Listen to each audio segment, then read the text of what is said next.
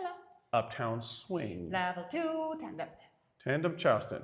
Val's finally here. We did it. So we did, get off me girl. We did this right here. Like this. We did hey, help, hey, help. So let's say we're facing you guys.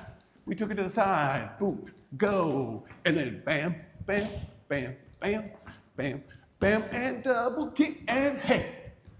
We talked about this forever. Leaders, remember you guys are doing this.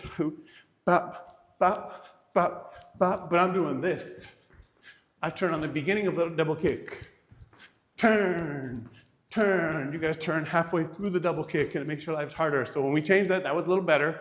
Followers, we talked about how you just keep your arms out and you don't collapse.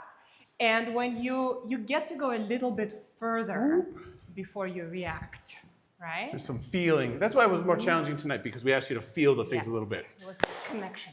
Yep, and then we talked about this, remember? Yeah. Woo! You can practice that, just bounce and swing your arms. You're not punching your forearms because this is too controlling. You just swing them from your shoulder. You can also test this.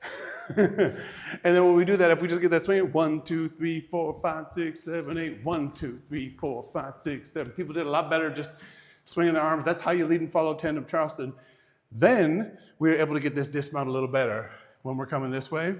And we're going boop and boop on this double kick.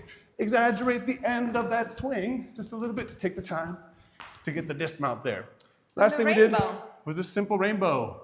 Rock, step, kick, double kick, rock, step, kick, double kick. We'll show it this way, over here.